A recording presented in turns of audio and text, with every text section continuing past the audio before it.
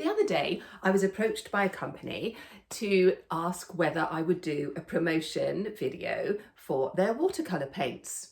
And I thought, that sounds quite an interesting thing to do. Let's see what happens. Well, I was quite surprised, actually. So do you want to see what happens? Let's go. So a few people have asked me about the materials that I use, and I thought, well, I've just received this and I thought I'll show you what I do because I'm quite methodical in the way I use my materials. So this is watercolour palette by Paul Rubens from Lightwish. It comes in a gorgeous box. It is so beautiful. Lovely tin, lovely little cloth. And oh, let's just get in.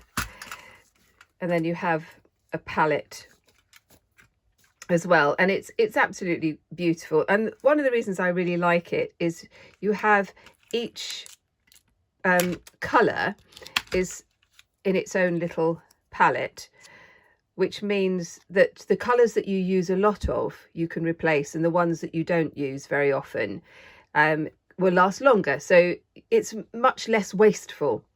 Now what I do with these is I take off the little the little paper cover, and I like to know what the colours are called so that if I want to reorder them, I know what they're called.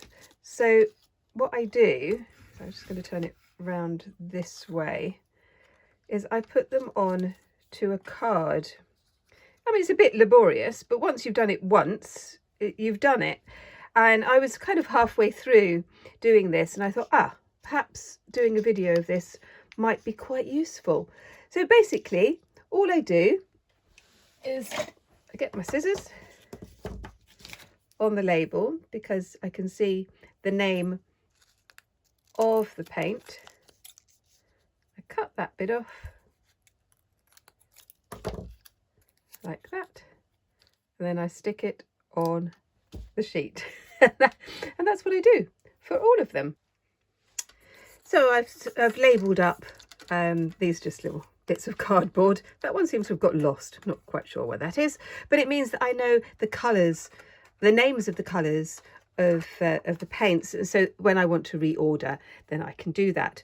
So I'm going to create, so I'm just going to adjust this a little bit. Here we go. In my sketchbook, I've divided the pages in 2 quarters, so I've got 8 all together, and we're going to do complementary colours. So go back to the colour wheel. Complementary colours are the ones on the opposite side, and so it could be directly opposite or it could be just on the other side, and that creates a bit of a clash, but then it all comes together, and this is where colour theory is really interesting, and this is why it's important that you know about it, even if you then decide to completely ignore it, and that's okay as well. So for this one, I'm going to do sort of yellows and greens and violets, sort of reds and violets. So I'm going to be using those, and I'm using my Paul Rubens watercolours, and I haven't prepared the paper at all. It's just been divided up. Use a very soft brush, and I've got a water spray. Now sometimes I would spray onto the paint, and sometimes I would just make the brush wet. Sometimes I will spray onto the paper, which is what I'm going to do first of all. I'm going to start on this one, just putting a bit of water down, and then my larger brush, which I'm also going to make wet. Now whenever I know that I'm going to be using a yellow or paler colours, especially yellow, in my work, I always use them first. Yellow is a very, very pure colour, and as soon as any other colour comes into contact with it, it will be corrupted. So if you want pure yellow, And this is lemon yellow, it's called, in this paint palette. It's very bright. It's got a slight green tinge to it. It's sort of more, if you look on here, it's more this side of yellow than this side. We're just going to bring that together. And remember, with watercolour, the paint is never fixed. So as soon as you add more water to it, it kind of starts all up again. And when we use this, we have to bear that in mind, and that's part of the joy. So I'm going to add some green now to this, just a little bit of leaf green into this space. I really liked using mixed media, and so I will use watercolour and acrylic in the same pieces.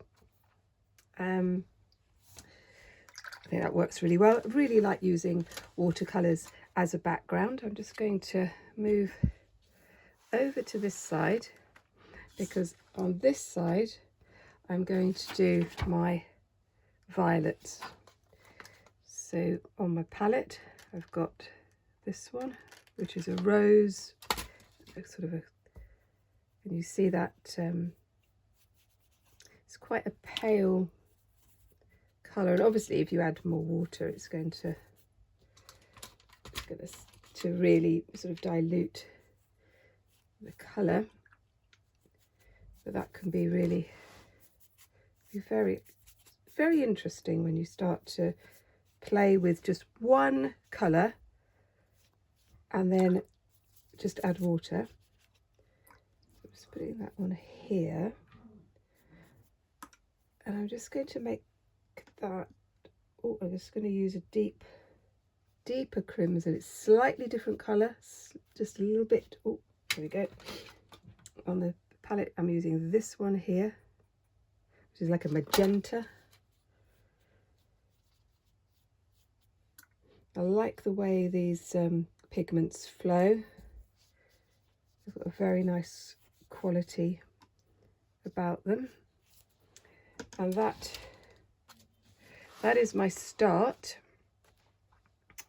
And I am going to leave this to dry, and then we'll take it to the next step. Now I'll probably leave it to dry for about 20 minutes. So I think I'm going to have a cup of tea.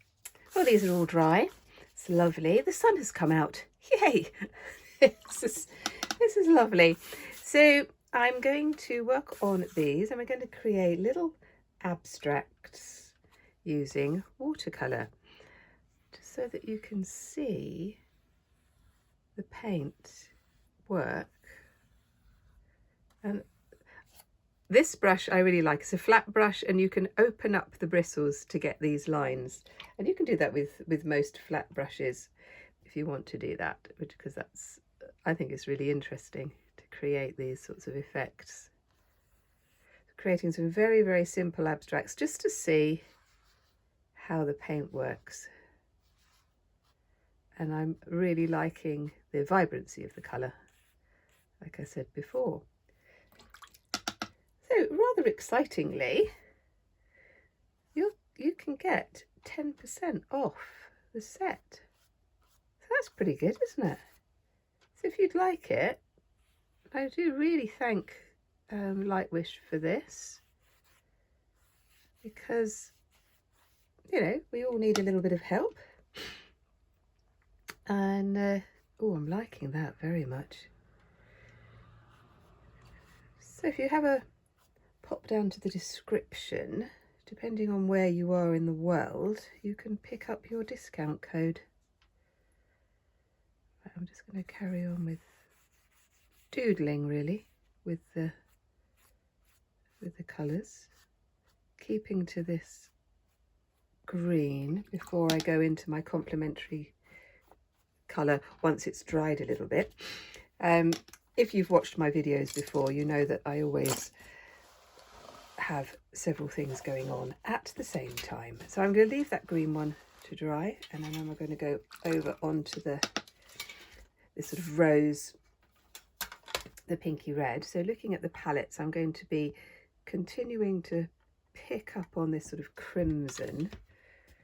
Again, I'm going to just make some marks with the brush. Just playing as always.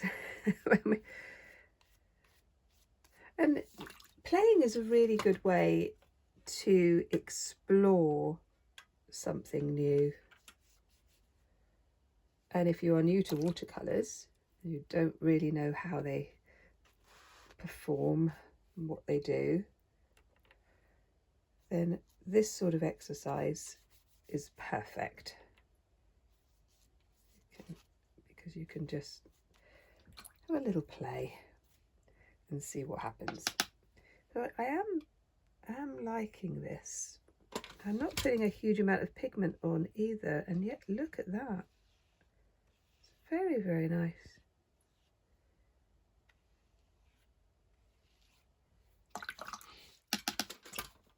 And I would never promote something that I wouldn't use.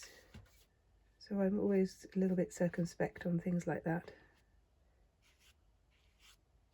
But I do like these very much. Just adding a little bit of water there. Okay. I'm going to go back to my colour wheel, and I'm going to do the opposites on top of this one. So I've got my sort of yellows and greens. So I'm going to do my reds and violets like I've done on this page, and then I'm going to swap that over. I'm going to take my soft brush again.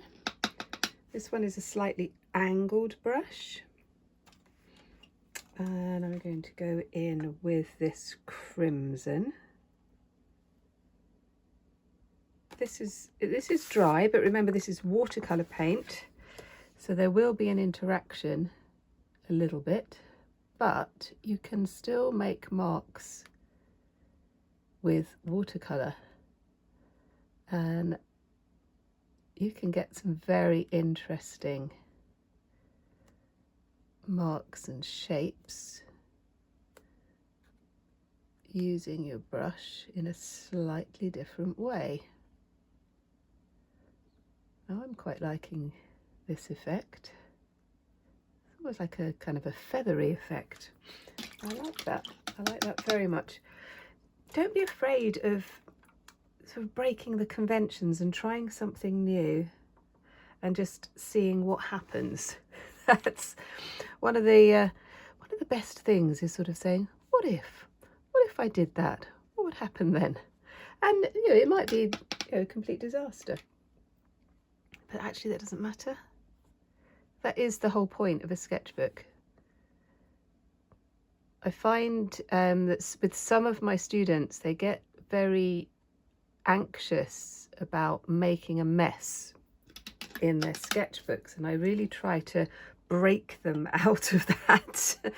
Now I'm actually going to do a little bit of purple, actually, because I want to make that of a more maroon type colour in here, because I think that would be quite interesting. Again, just using my brush in same brush, just using it in a different way to see the different effects of both the paint and how I'm using the brush.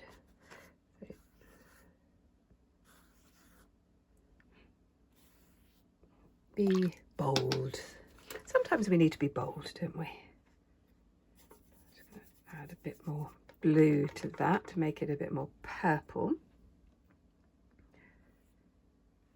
Oh, that's a little bit too watery. See that one there? I just think that's too watery. Let's increase the pigment saturation on that. Yeah, that's better. And I quite like, you can get a bit of the green. You can't labour it too much because the green will start to react, and then you'll get brown. which might be really nice. You might want a lovely soft brown colour. Now I'm just kind of flicking the brush across again, just to have a little bit of a play with this. Now I'm going to move over to this one. Now I did like the effect of this angled brush. I'm just going to dry the bristles, separate them a little bit. And I'm going to go into the greens on this side. Let's just... I do like this lime. I'm liking the lime green very much. But this is a more of a viridian. That's quite subtle, isn't it? Let's just do some lines across there.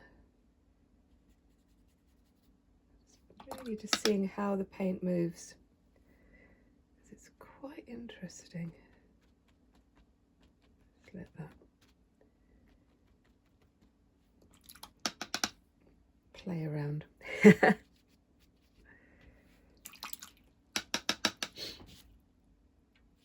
You see the difference in how we apply the paint. Applying watercolour paint, very, very different to applying acrylic paint.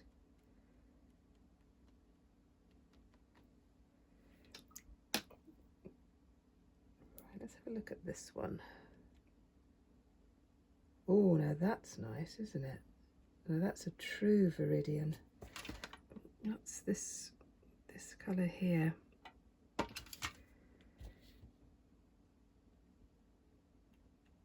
put those, just making the marks. And let's go pull those together. We are at the messy stage. Remember, when you are creating anything at all, there is always a messy stage, and it's at the messy stage that some people give up because they think, no, this is a complete disaster. Please don't give up. The messy stage is crucial to your creative progress and your creative development. We have to go through the messy stage. So I've removed the masking tape. There were a few teary bits actually, so I didn't put that down very well, which was my fault. But that's okay. And what I'm going to do now, I'm going to use my calligraphy pen. I'm just using black ink, and I'm just going to make some marks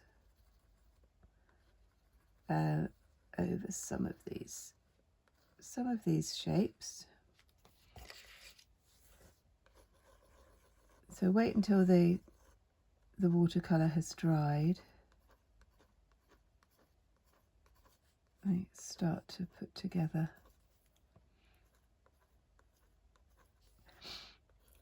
some patterns and some ideas, mark making.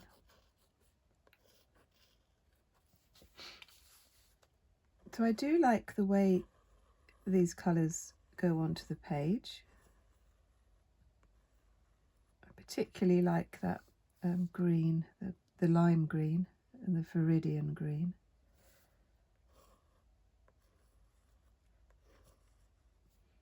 And I will definitely be using these paints again, so you can see what else I do with them.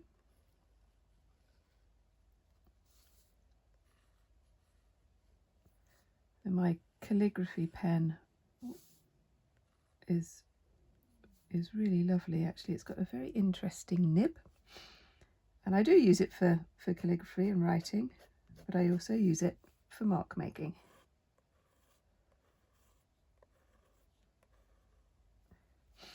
And I will put I'll put the description below as well.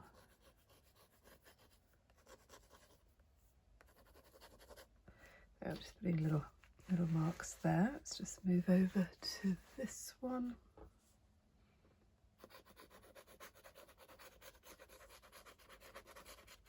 putting some texture in.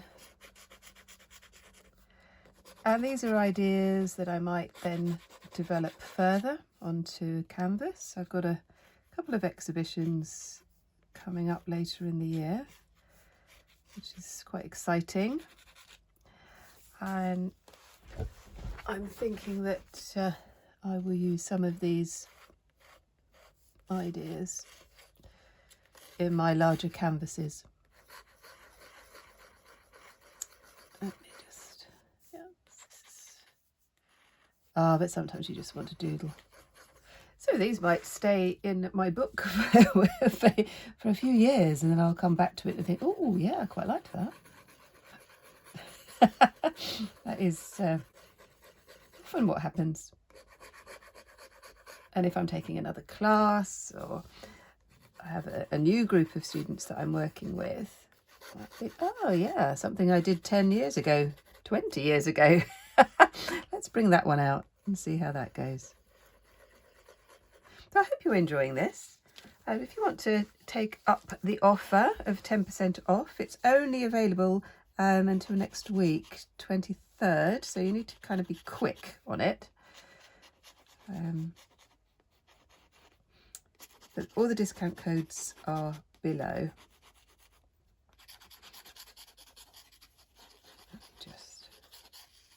I can see that the ink is running out of my pen, so I'm going to have to refill it. Oh, that's better. Let's just put a few more marks on here.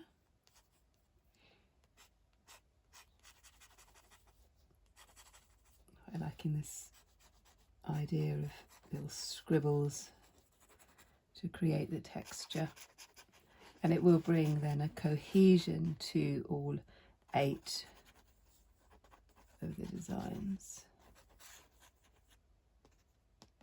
Oh, that was obviously still a little bit wet. The other thing I'm going to do is to use my white, let's put that back there, my white acrylic pen. You could use white ink as well. And I will quite often do that because that's really effective. And I'm just going to put some white marks over some of the areas. I'm not thinking about it too much. It is very much a kind of a playful. That's not quite dry up there, so I'm going to leave that one. And let's bring these together, and some over this side as well.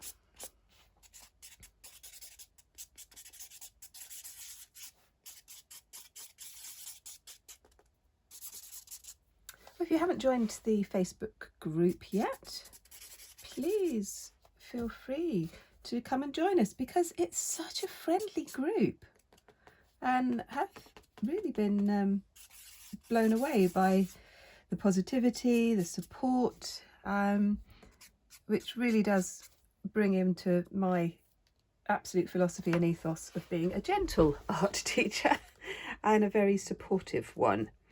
So I am going to leave that to completely dry, and then I'm going to come back to it and then just do a few finishing touches, and we'll see what happens then.